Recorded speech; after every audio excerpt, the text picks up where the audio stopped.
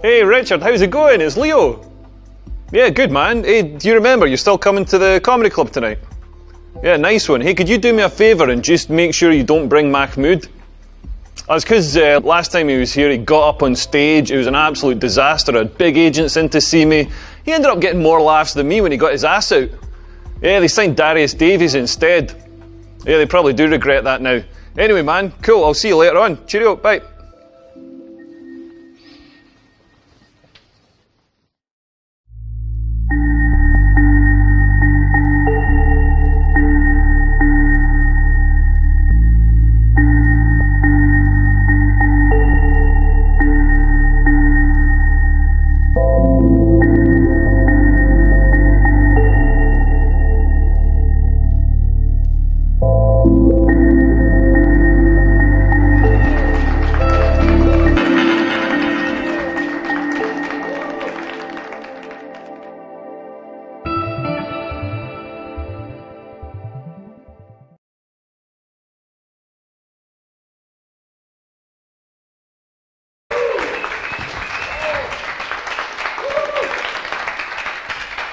Ladies and gentlemen, welcome to the MGM Live Las Vegas, sponsored by Diet Coke, Coca-Cola, Fantarade, and Heinz Soup, bringing you the undisputed comedy champion of the world, weighing in at 289 pounds and 15 jokes and 28 laughs per minute world title.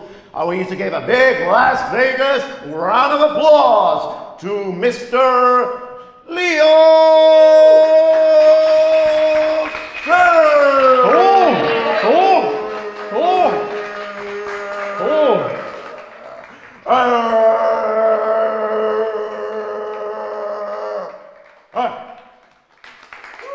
Hello. Good evening.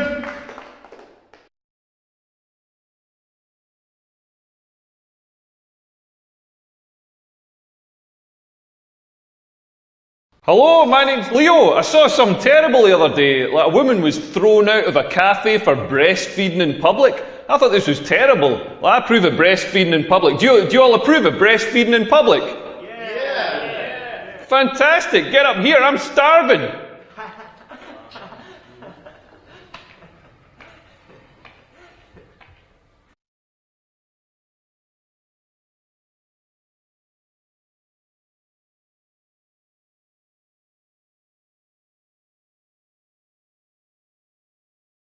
I got a new laptop the other day. I turned it on and it ate 5 bags of chips and then sang a song about getting dumped. It's Adele. I'm thinking about entering America's Next Top Model. She's really fit. I used to have sex with a greengrocer in exchange for vegetables. She gave me herpes. Marvin Gaye used to keep a sheep in my vineyard. He'd heard it through the grapevine. I went for a pedicure the other day. It didn't work. I'm still attracted to children. I'm joking. My toes are absolutely disgusting and I'm still attracted to children.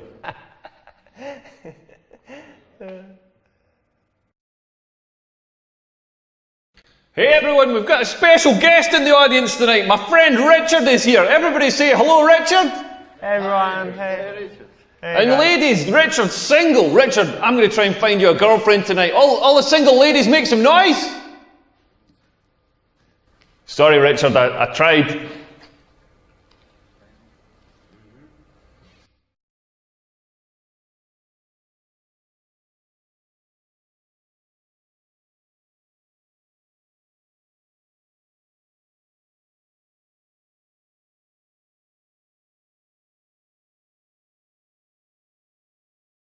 I'll tell you a bit about myself. I'm tall. I know I'm tall because people tell me every day that I'm tall. I was in Aldi yesterday because comedy's going well. I was in Aldi doing the big shop. I had my German cheese, my German sausages, my German cereal, and a jet ski. I mean, it's Aldi own brand, so it's called a Jot Scoop, but you get the picture. But amazing shop. Like, the whole trolley comes to like £8. Best shop in the world. But I was queuing up, and this girl in front of me sees me, and she's like, "Oh, you're tall." Like I hadn't noticed. You know what I mean? Like I've been walking around all day being like, why is the ground so far away?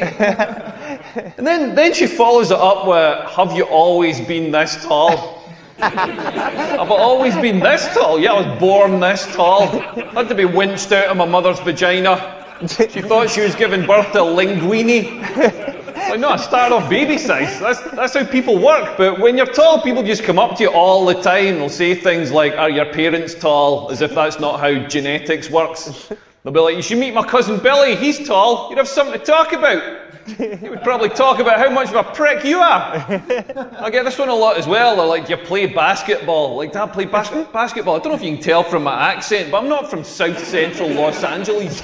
I'm from Scotland. The only sports we've got in Scotland are ones you can play with a pint in one hand, like a cigarette in the other, try to slide a rock across some ice with your dick. And it's only tall people that get this. Like, you wouldn't go up to another kind of person. Like, you wouldn't go up to a fat person and be like, oh, you're fat. Have you always been this fat? Are your parents fat? You should meet my cousin Billy. He is fat as fuck. Do you play darts?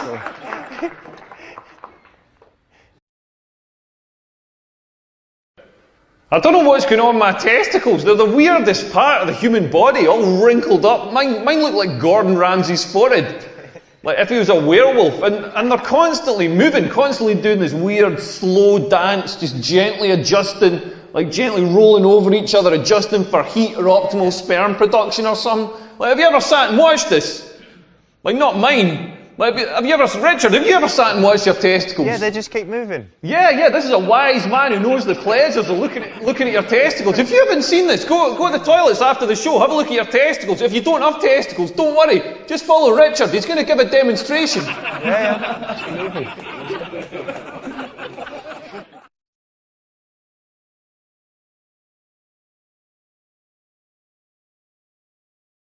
So I had sex the other night. I mean, I say it was the other night. It was about 4 months ago, but the important thing is I had sex. Like, I met up with this lassie, and by the way, I'm Scottish, so when I say lassie, I don't mean a crime-fighting dog. Like, this was a genuine woman. I know I'm from rural Scotland. I don't do any animal. It is just sheep. And maybe one day I'd like to have a go on a koala bear, but anyway, I met up with this lassie, and she was smart, she was funny, she was beautiful. I was like, this girl's amazing. And then we went for some drinks. And then she says to me, should we go back to yours? And I was like, fucking brilliant, this is on. Then I wished I'd said it a little bit quieter. Like, it was totally on. You know when it's on, you pull out all the stops. I was pulling out all the stops. I even paid for an Uber back to mine. Like, you gotta pay for an Uber back in that situation. You cannot take a girl home on 3 night buses. Like, nothing dries up a vagina faster than 3 night buses home. Those night buses have got fans at knee height just blowing Saharan air up towards the vaginal area, just gumming it shut. Like, pay for the Uber. Best £3 I've spent since I was in Aldi. But anyway, we got in, I'm still pulling out the stops. I've got Luther Vandross in the stereo, making it nice and sexy. I've lit a scented candle with a curtain billowing over it, because nothing turns a girl on more than the risk of a fragrant house fire. Like when she's in the bathroom, I've changed the duvet cover so it doesn't stick to your face. You know, I'm making an effort here. Like, we're getting down to it. I'm trying to do my best. I'm trying to maintain a boner and not sweating her mouth too much. And I thought, I'm going to try talking dirty. Turns out you can't talk dirty in this accent. It just sounds like somebody trying to buy a sausage roll. Then she started talking dirty back to me. She's all like, oh, harder, deeper, faster. I was like, harder, deeper, faster. That's the last thing I want to hear when I'm shagging. Like, faster. I'm 40 years old. I want to be going as fast as I can. I feel like I'm going to have a stroke here. I want to tap out, bring Richard in, let him help finish the job. She's like, harder, as if I've made a conscious decision to only let 60% of the blood into my boner. I've had 8 pints of beer. How hard do you think I can make this thing? She's like, deeper, as if I'm stopping an inch off. I'm not holding back. That's the full length of my dick you're getting there. I'm absolutely certain I could not jam that thing in any further. Do you know what I mean? Like basically what she's telling me is I've got a tiny, insignificant, manky dick, and I don't know what I'm doing with it. Like, I don't want to hear that. I want to hear more reassuring stuff. I want to hear stuff like, not so deep. Not so hard. Oh, you're pulverising my tonsils with your massive love crunching. I don't say the same sort of stuff back to women. I'm not there pumping away going like, Be 5 years younger. Could you lose a few pounds? Wetter. Huh? Wetter. As well. Wetter, yeah. Yeah. Yeah, nothing's harder than trying to make women come. Like, the female orgasm is the hardest thing to achieve in the world. Like, my ex-girlfriend, we used to be in bed. Like, me coming, I'm so quick. I'm precision engineered in Germany or something. I'm like the Google search engine. Like, yeah, there'd have been 2.5 teaspoons of semen in 0.0016 seconds. Like, my ex-girlfriend would be lying in bed and she'd be like, make me come, give me an orgasm. Like, I've got no idea why she sounds like a Scottish man, but she'd like make me come, and it was like the internet download bar. Like, it's going to be 30 minutes, it's going to be 10 minutes, it's going to be 1 minute, it's going to be 30 seconds, it's going to be 5 seconds, it's going to be 5 seconds, it's going to be 5 seconds, it's going to be 5 seconds, it's going to be 5 seconds, it's going to be 5 seconds, it's going to be 5 seconds, it's going to be 5 seconds, it's going to be 5 seconds, it's going to be 5 seconds. It's going to be 30 minutes.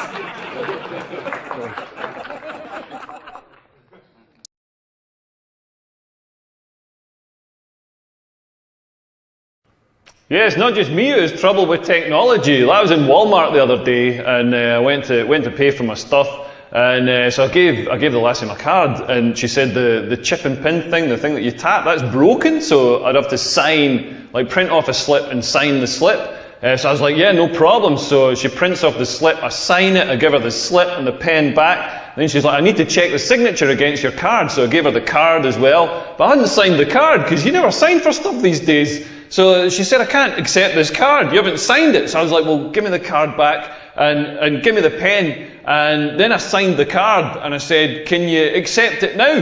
And she said, I suppose so. And then I'm not joking, she held up the card and she held up the slip that I'd just signed and she checked that the signatures matched. Like, people are worried about robots taking their jobs. If I was her, I'd worry about a Jack Russell taking my job. Hey, it's nice talking to you. I hope you all get home safe. Cheerio, bye. Yeah. Leo Curse, ladies and gentlemen. Oh, come on, I know he's a bit of a minger, but he did all right. Leo Curse, ladies and gentlemen. Well done, Leo.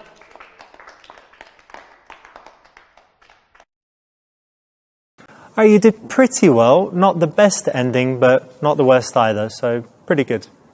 Basically, room for improvement.